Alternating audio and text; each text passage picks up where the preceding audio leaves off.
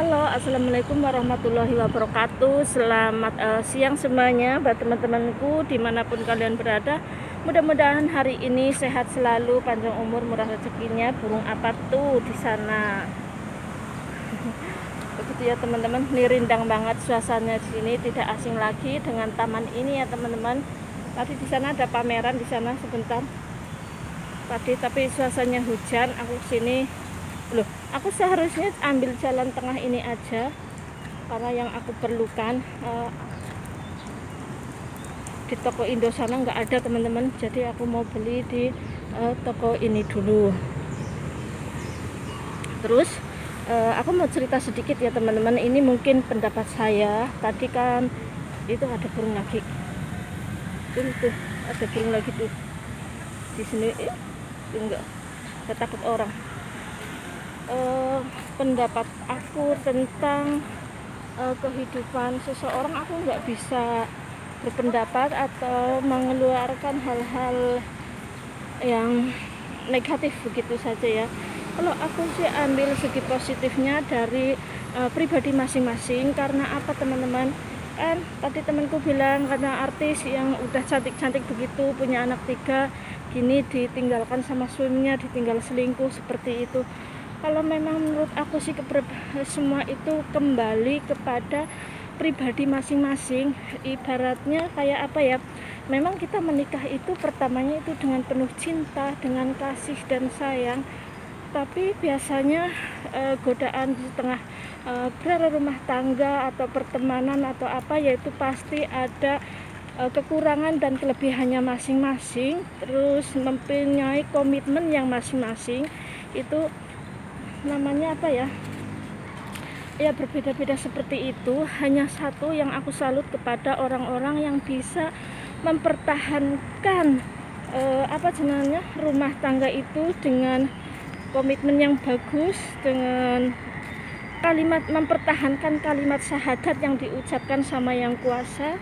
Jadi apapun yang terjadi, apapun masalahnya, mereka bisa atasi walaupun beda pendapat tapi tetap bersama, begitu ya teman-teman. Jadi begitulah aku salutnya kepada orang-orang sini. Karena pernikahan itu bukan berarti yang banyak uang, yang banyak segalanya itu bahagia selalu. Belum tentu. Orang yang kekurangan sama sekali ya nggak tentu tidak sengsara semuanya gitu teman-teman. Jadi ada kebahagiaan sendiri-sendiri. Tapi kalau menurut aku pribadi ya, aku paling salut kalau orang itu bisa berkomitmen dengan kalimat syahadat atau ikrar janji suci yang dia pertama kali ucapkan, memegang itu, insya Allah rumah tangganya adem dan ayem. Walaupun ibaratnya ada gejolak ya teman-teman di rumah tangga, biasa ya, itu namanya bumbu-bumbu rumah tangga. Tapi jangan lupa tanggung jawab karena kamu udah berikrar, sudah bersahadat kepada yang kuasa, bahwa berjanji akan menjaganya, akan melindunginya, dan akan segala-galanya. Kalau menurut aku selingkuh dan nggak selingkuhnya seseorang itu kembali ke pribadi masing-masing ya teman-teman. Karena mereka jiwanya tergoncang dengan hal-hal seperti itu. Tapi kalau orang yang jiwanya teguh, walaupun beraneka macam musibah, masalah apapun, dia masih ingat Allah, ingat tujuan awal, ingat segalanya, ingat ikrar dan janji sucinya kepada yang kuasa, begitu. Jadi nggak berkhianat untuk mencari orang ketiga atau jadi orang ketiga seperti itu ya teman-teman. Jadi semua itu kembali kepada jiwa dan kepribadian masing-masing dan pola pikir masing-masing. Emang dunia seperti ini, udah kita harus wajar, karena itu dunia itu adalah dunia pewayangan. Digambarkan kayak dunia itu adalah kisah pewayangan, memang seperti itu. Ibaratnya kayak bener lagunya Nike Ardila itu, dunia ini adalah panggung sandiwara. Siapa yang bikin sandiwara, dialah yang itu teman-teman. Begitu ya teman-teman. Jadi udah nggak heran lagi apa yang dikatakan takdir. Kalau emang takdir dari kuasa itu adalah takdir yang sudah diciptakan. Ibaratnya kita terlahir nggak ada tangan, itulah takdir gitu. Kalau kita ada takdir perbuatan, yaitu tidak perbuatan. Oh, kita jatuh begini di sini, itu takdir dari perbuatan kita gitu teman-teman. Ibaratnya kita lagi jalan baik-baik ke sini tabrak mobil, itu adalah takdir perbuatan dari orang yang kurang hati-hati begitu. Kalau takdir kayak maksudnya kita berjodoh terus kita cerai gini-gini, bermasalah dengan keluarga begini, semua hidup itu ada masalah, tergantung kita bagaimana menyikapi dan menyelesaikannya. Kalau aku sih berprinsip dulu sebelum menikah, aku berprinsip begini, menikah itu memang mudah, tapi untuk menjalankannya itu susah. Tapi tergantung pola pikir kita masing-masing, tujuannya seperti apa, untuk apa, dan bagaimana, itu keputusan kedua belah pihak seperti itu ya teman-teman. Kalau aku sih menyadari sebelum menikah itu suatu saat pasti ada udah sadar ada banyak orang yang kayak diambil pelakor dengan orang lain, dengan cerita yang lagi booming seperti itu. Terus ada yang berpisah karena kematian, ada yang berpisah karena tidak kecocokan, ada yang berpisah karena beraneka macam alasan seperti itu. Kita tapi sebelum nikah harus sadar bahwa ada yang di sisi kita itu semuanya adalah milik Allah. Kalau memang kita berbola, oh dia diambil orang atau dia memilih orang lain daripada istri sendiri, ya mungkin itu Allah memberikan petunjuk bahwa orang itu tidak baik untuk diri kita gitu teman-teman. Jadi sesimpel itu, sesingkat itu, terus kita cepat untuk move on. Jadi sebelum nikah itu harus menyadari hal seperti itu ya. Lalu memang yang penting kita kan selalu berpikir positif, berbuat yang baik-baik, yang positif juga.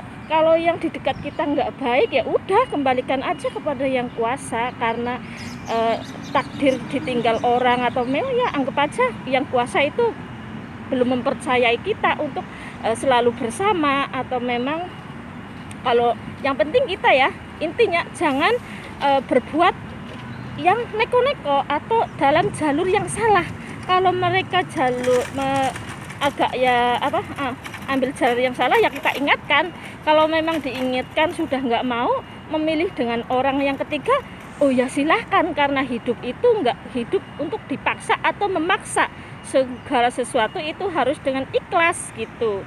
Ibaratnya walaupun kita dipaksa seperti apapun di itu, kalau memang dia udah nggak ada hati, ya apa boleh buat, kan begitu gitu. Jadi sebagai wanita maupun laki-laki itu harus independen, harus mandiri. Wanita pun nggak usah mengandalkan suami pun jangan mengandalkan seorang istri. Oke.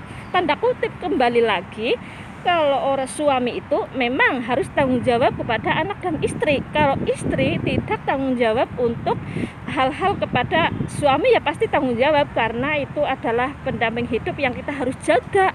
Tapi kalau yang dijaga sudah nggak mau, lebih menjaga orang lain, oh ya silahkan, berarti kan Allah menunjukkan bahwa orang itu tidak baik untuk aku. Ibaratkan kan untuk kita-kita gitu.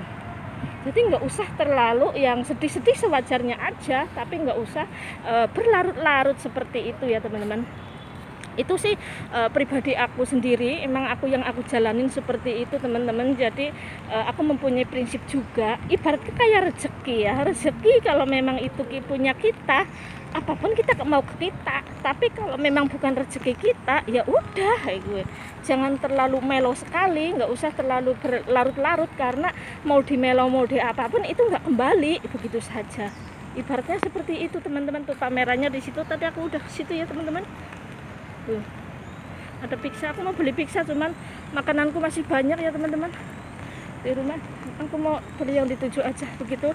Jadi tadi aku bilang sama temanku, ya udah biarinlah, namanya cerita itu berita dimana kita ada media sosial ini, kita ambil segi baiknya aja, segi tidak baiknya yaitu sebagai pengalaman atau sebagai pelajaran bagaimana kita untuk antisipasi biar selalu baik. Karena manusia itu nggak ada yang sempurna, nggak ada sempurna. Nyatanya apa yang sudah nikah begitu kan, nikah pertama istrinya bagus, gini-gini semuanya bagus, itu mapan, masih aja belum puas. terus lagi nikah yang kedua lagi, udah istrinya mapan, ininya mapan, udah mandiri ini, ya kepingin menikah lagi. Itu semuanya itu kembali kepada keserakahan pribadi masing-masing ya teman-teman. Jadi nggak usah menyalahkan ini dan ono gitu. Jadi semuanya itu kepribadian masing-masing, intinya seperti itulah. Ngomong ngalor ngidul orang genah krimis lagi. Ya daripada di rumah beta ya seperti itu ya teman-teman. Maafkan aku kata-kataku lah, kalau yang ambil aja segi baik-baiknya aja, segi positifnya aja, yang enggak baik dibuang saja ya teman-teman. Seperti itu, ambil aja semua itu adalah pengalaman hidup gitu aja. Ya sudah tuh, bunganya cantik-cantik. Aduh, ternyata aku udah muter ke sana muter ke sini. Cuacanya hujan ya teman, dari kemarin itu hujan terus Taiwan ya teman-teman. Hari Minggu aku mau ke rumah temanku, mudah-mudahan besok terang ya sore ya teman-teman. Oh ya sudah, udah ngalor ngidul ngetan ngulon, aku mau menuju ke pasar yang aku mau tuju. Wassalamualaikum warahmatullahi wabarakatuh. Mudah-mudahan temanku semuanya dimanapun berada, kalian sehat selalu, panjang umur, dimurahkan rezekinya, dilancarkan segala urusannya, yang lagi sakit tetap disembuhkan ya teman-teman. Pokoknya di dunia ini selalulah berpikir positif agar kepositifan menghampiri kita teman-teman. Karena masalah kita pribadi, jalan kita yang pribadi itu akan kembali kepada pribadi kita masing-masing ya teman-teman. Ya sudah, masalah